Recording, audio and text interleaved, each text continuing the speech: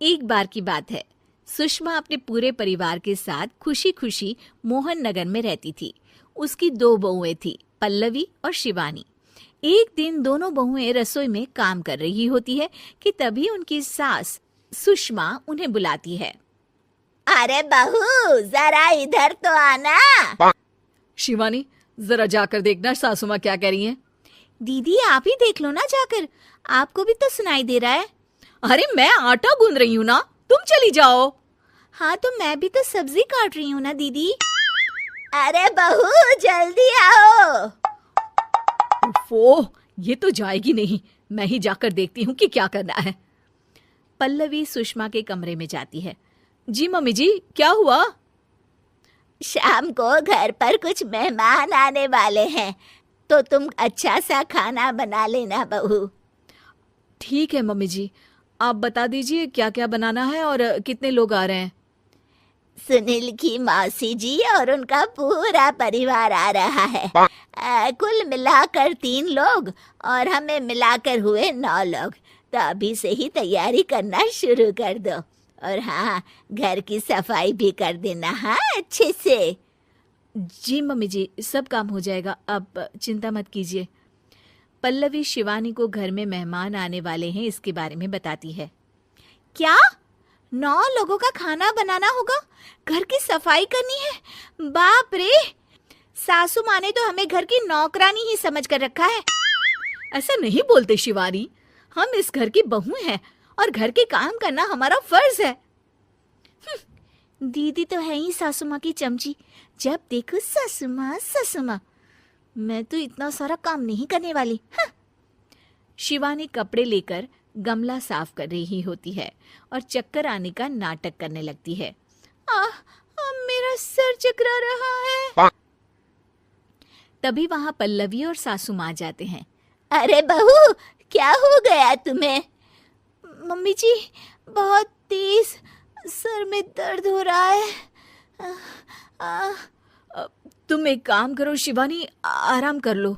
नहीं नहीं दीदी, घर में मेहमान आने वाले हैं, मुझे आपकी मदद करनी चाहिए। अरे कोई बात नहीं शिवानी, तुम आराम कर लो, मैं सब काम कर लूंगी। ठीक है दीदी, अगर आप इतना कह रही हैं तो आराम कर लेती हूँ। शिवानी आराम से अपने कमरे में मैगजीन पढ़ रही होती है। इसे कहते हैं आराम की जिंदगी। इतना सारा काम। चलो, सारा काम खत्म हो गया, शिवानी को देख आती हूँ।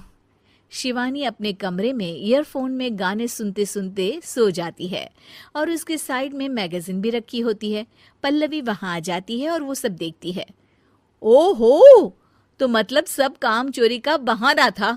अभी बताती हूँ इसको। घर का सारा काम मुझे करना पड़ा और ये महारानी यहाँ मैगजीन पढ़ रही है, गाने सुन रही है।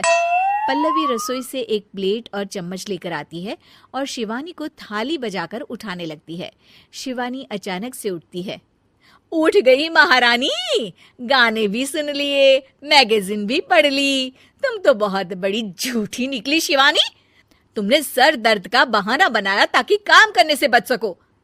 हाँ, बनाया बहाना, तो क्या करती, इतने सारे काम करती। मुझे कोई शौक नहीं है चापलूसी का। क्या चापलूसी? तुम्हें लगता है कि मैं सारे काम चापलूसी के लिए कर रही हूँ? और नहीं तो क्या। तभी वहां सासू माँ आ जाती हैं।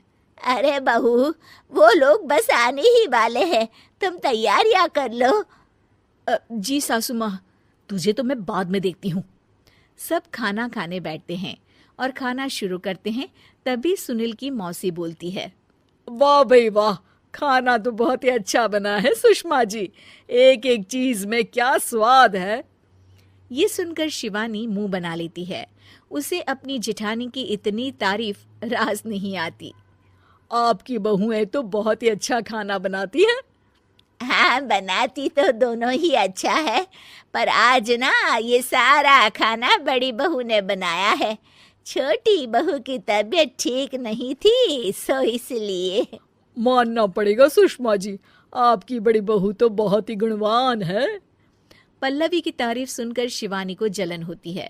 पल्लवी ये सुनकर खुश हो जाती है और शिवानी की तरफ देखकर उसे चिढ़ाती है। कुछ देर बाद मेहमानों के जाने का वक्त हो जाता है। मौसी जी सबके लिए उपहार लाई होती है। वो सबको शगुन के पैसे देती हैं और अंत में पल्लवी के पास आती है। तुम्हारे लिए शगुन का लिफाफा तो है ही, पर बहू तुम्हें एक और उपहार भी मिलेगा इतना अच्छा खाना बनाने के लिए। मौसी अपने सोने के कंगन निकालकर पल्लवी को पहना देती है। ये लो, ये मेरे मनपसंद कंगन है, अब से ये तुम्हारे हुए। धन्यवाद मौसी जी। ये देखकर शिवानी तो पूरी तरह से जल जाती है और गुस्से से रसोई में चली जाती है। तभी वहां पल्लवी आ जाती है और उसे अपने कंगन दिखाने लगती है।